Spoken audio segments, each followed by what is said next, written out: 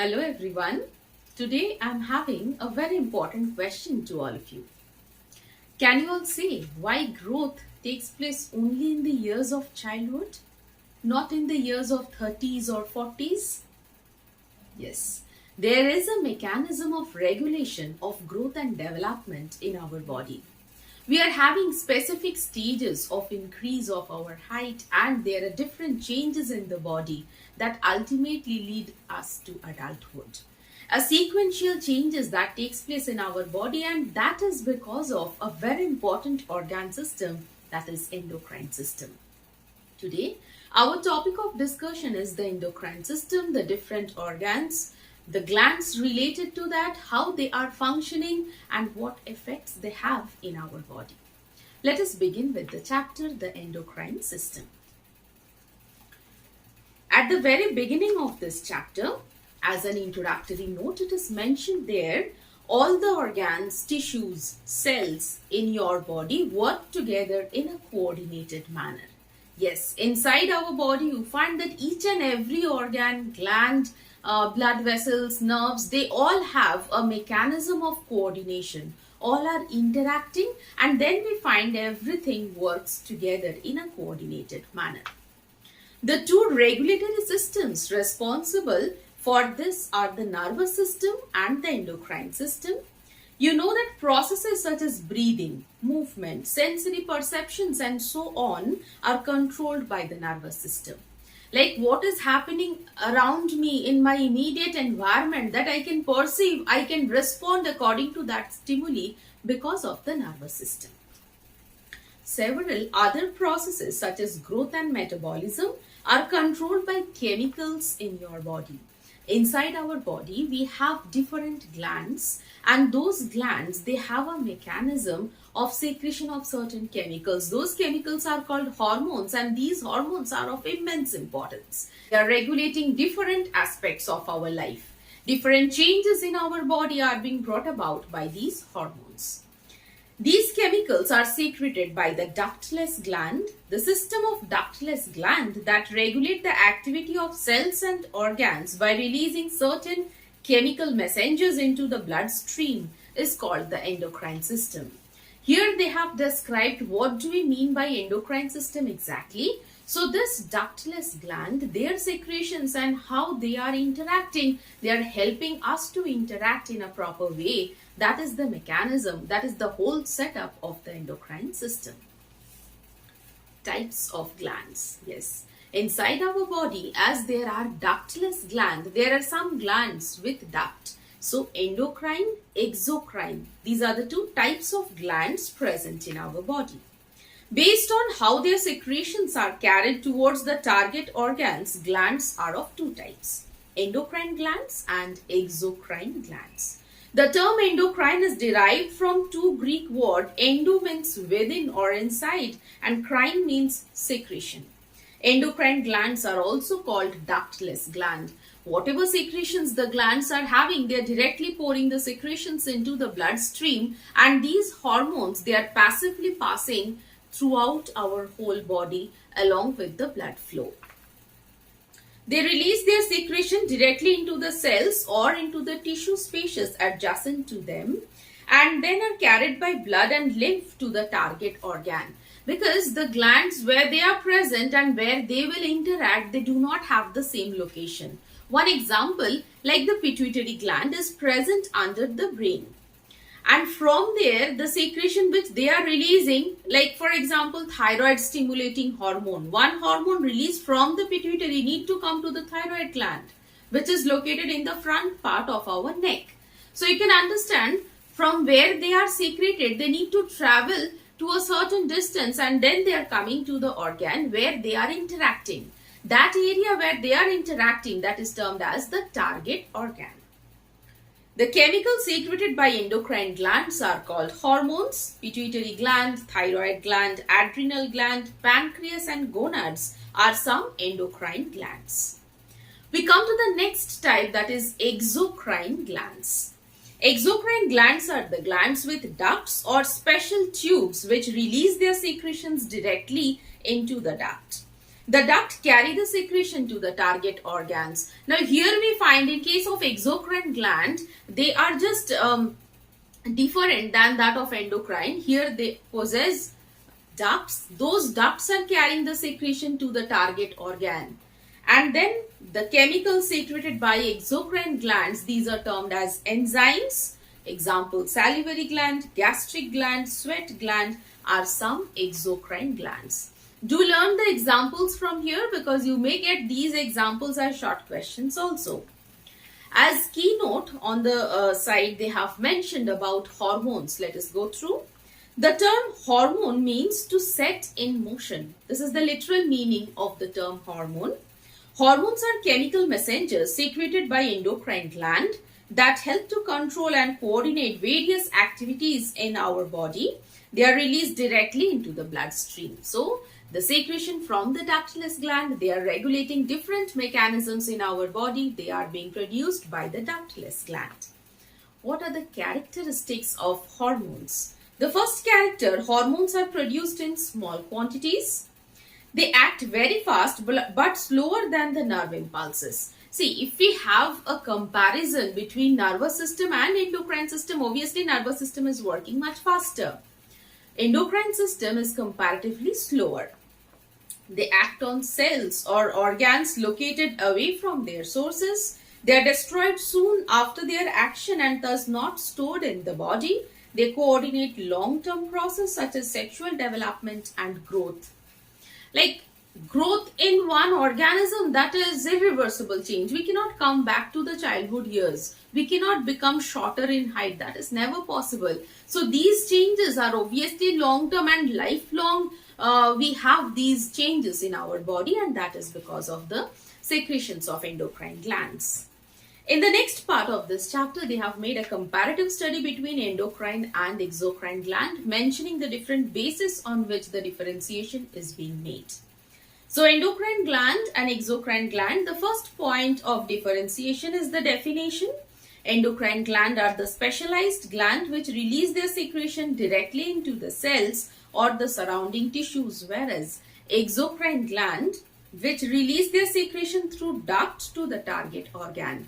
So one is ductless and the other is possessing duct, and they are carrying the secretion to the target organ. Ducts are absent in endocrine glands, whereas exocrine glands, they possess duct. Type of secretion, endocrine glands, they are producing hormones, whereas exocrine glands, they are producing enzymes. Response time is slower since the secretion has to be carried through blood in case of endocrine gland. But exocrine gland, they are having a direct interaction with the target organ. So if we compare, they are obviously faster as compared to that of endocrine glands.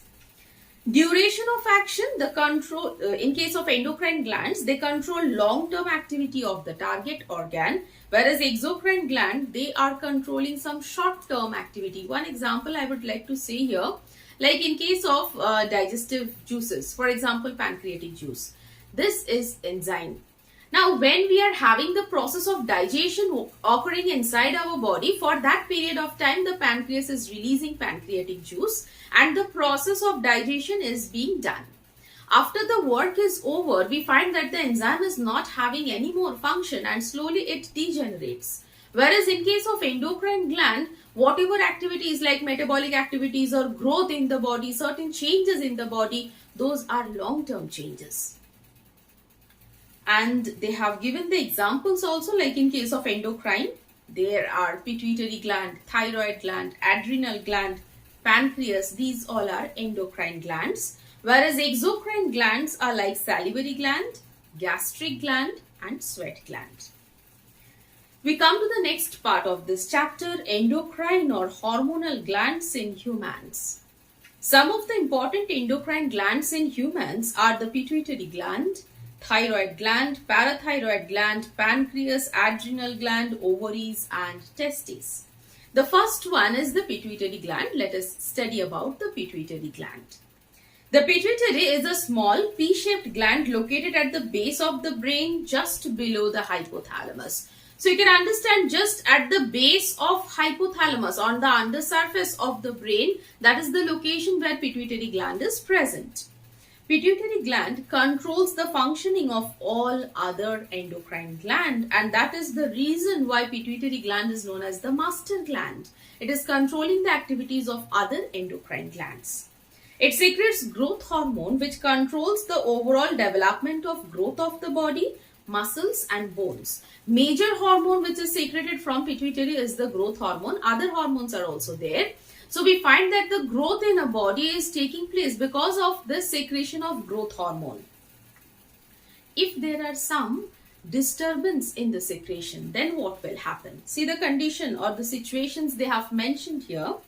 In some children, the pituitary gland may release too little or too much of the hormone. In case of undersecretion, it may lead to dwarfism. The person will not attain proper height and the person will be a very short height person. That is why we give the term dwarf. Whereas a person with oversecretion leading to a very tall person, and the condition is gigantism. Gigantic persons are there. They are having comparatively much more height than that of the normal human beings. And the diagrams are also depicted there, so you can understand as compared to that of normal height, there the body height changes or they varies a lot. The next gland is the thyroid gland. The thyroid gland is a large endocrine gland. It is found in the neck region just in front of the windpipe, also called trachea. It has two lateral lobes, one on either side of the trachea. So on the two sides of the trachea, the two lobes are present, and in between there is a narrow connection of the tissue, and this small connection is termed as isthmus.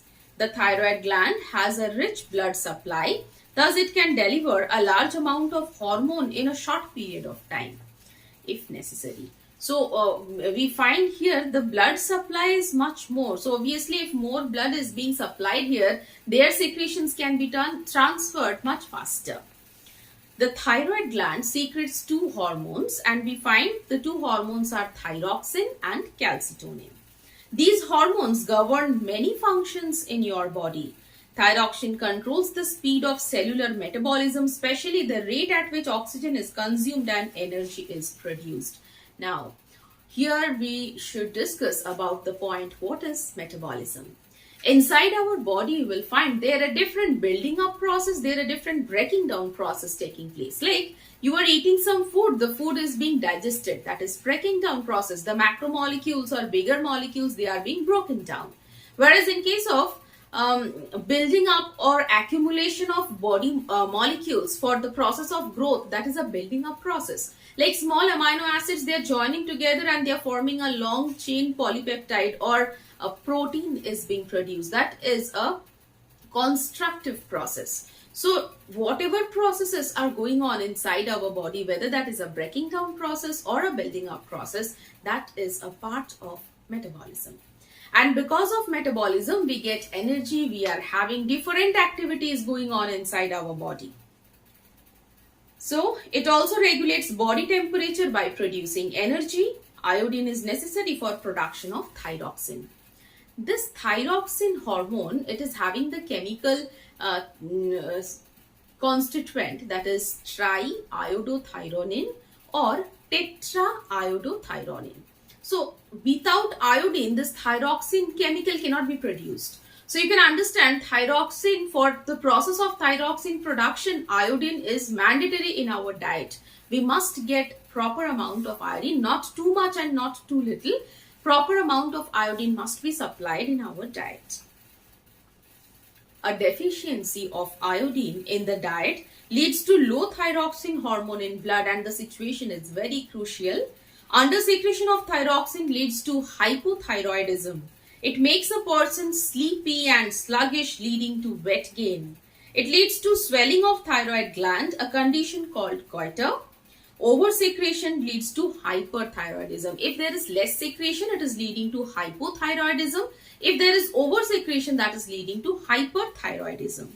It increases the speed of cellular respiration, leading to weight loss. In case of hypothyroidism, we have seen there is weight gain, whereas in case of hyperthyroidism, there is weight loss. That is why you will find that suddenly if a person is gaining weight or suddenly if a person is losing weight, doctors, they prescribe for thyroid test. Different diagnostic tests are given for them to check the level of proper amount of thyroxine present or not.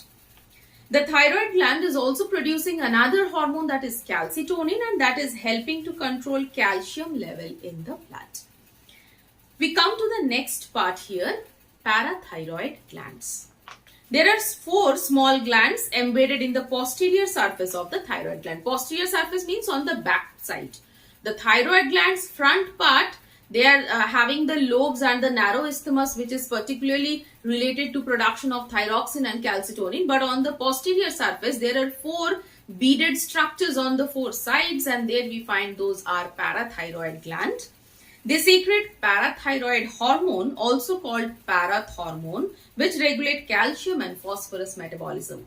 These calcium and phosphorus, they are very much essential for different metabolic activities in the body. Some sort of chemical interactions are going on. Maybe they are very much essential for an intermediate complex. For example, for clotting of blood, calcium is essential. If calcium is not present, those intermediates, somewhere the step is getting hampered and the blood may not clot, leading to some serious consequences, or it will be taking a long time for blood clotting. So we find this mechanism, how the regulation of calcium and phosphorus metabolism is being done. This is being controlled by the parathyroid hormones, that is parathormone. Coming to the next part, adrenal gland. Adrenal. Renal word is related to kidney, and if we see their location, they are present just at the top of the kidneys. So there are 2 adrenal glands present in our body, located on the top of each kidney. Each adrenal gland has 2 parts. The outer portion is known as cortex, the inner portion is known as medulla. So renal cortex is the peripheral part, renal medulla is the central portion. Adrenal cortex secretes many hormones that regulates metabolism of carbohydrates, proteins, fats, minerals in the body. And adrenal medulla secretes 2 major hormones, adrenaline and noradrenaline. Both these hormones work in coordination. Adrenaline is also known as emergency hormone or stress hormone because it prepares our body either to fight or to flight. For this, I would like to discuss, like there are certain crucial situations where either you fight for that or you run away from the situation. Any stressful condition, if you find that yes, you are bold enough to fight, you are having all your back supports, you know that yes, if I go, I am able to cope up with the situation, you fight for the situation. Then again, there are some stressful condition where you find that if I run away from the situation, I will be in a better condition.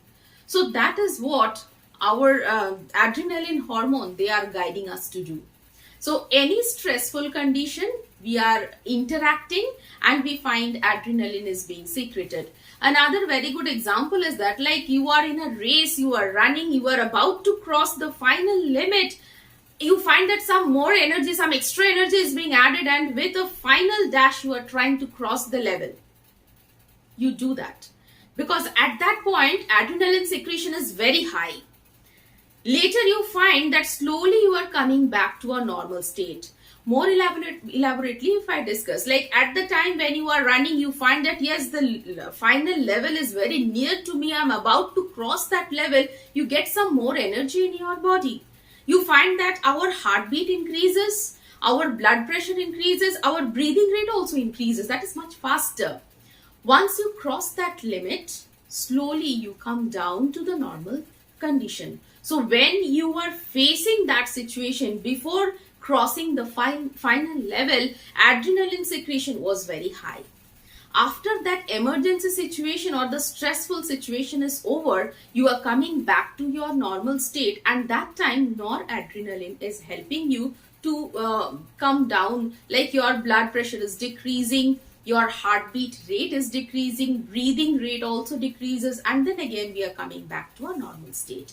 This is how this emergency hormone, they help us to fight with that emergency situations or stressful conditions. We come to the next part, Pancreas. Pancreas is again another very interesting gland because it is a dual gland. It is having some exocrine function, it is having some endocrine functions also. Pancreas is a glandular organ located in the abdomen behind the stomach. Pancreas is both exocrine as well as endocrine, and that is why we give the term dual gland. Function: its exocrine component consists of duct of acini, which produces pancreatic fluid containing digestive enzyme. You can understand there the digestive juices which are being secreted from the pancreas. There's a duct which is carrying the juices towards the duodenum, and that is very much important for the process of digestion. These are enzymes and they help in the process of digestion. So here they are acting as an endocrine gland, exocrine gland. And as an endocrine component, they are having islets of Langerhans. These are clusters of cells which secrete hormone, for example, insulin hormone.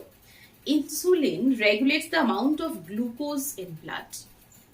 Extra glucose in your body is converted into glycogen, because whatever amount of glucose is produced in our body just after digestion, that huge amount of glucose is not required at that very moment. That need to get converted into glycogen. This conversion of glucose to glycogen, that is taking place with the help of hormone insulin. Now there is a condition. If insulin hormone is not being produced, then we may get a severe situation that is called blood glucose level rises, or the person faces a condition that is diabetes mellitus. Well, coming to the next part, testes. Testes are contained in the scrotum of male reproductive organ. Their function is to secrete the male sex hormone testosterone. And testosterone regulate the development of reproductive organ. This is the primary function. And secondary sexual characteristics at puberty, for example, deepening of voice, growth of facial and body hairs, and so on. These are secondary sexual characteristics which are again controlled by the hormone testosterone. In case of ovaries in female, there are almond-shaped gland located on both sides of the uterus below the opening of the fallopian tubes. They secrete female sex hormone, and there are two hormones, estrogen and progesterone.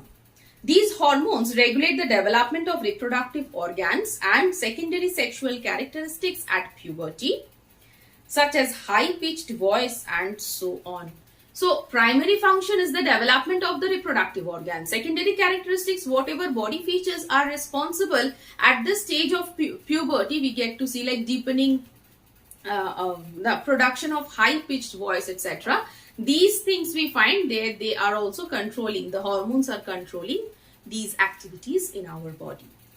They have given a summarized portion of different endocrine glands, their location, hormones which they are secreting, and the different functions which they play in our body. So this is the overall summary of the part which we have studied so far. In our today's class, we have studied the differentiation between endocrine gland and exocrine gland. We have also studied the different parts, different locations of endocrine gland, and what important function they play, the important hormone they release. If there is any problem with that hormone, then what are the situations, if any sort of controlling conditions are there, how to relate with that. So this is all about the first part of this chapter, and today till this much. Next class we are going to continue with the next part of this chapter. Till then, bye bye.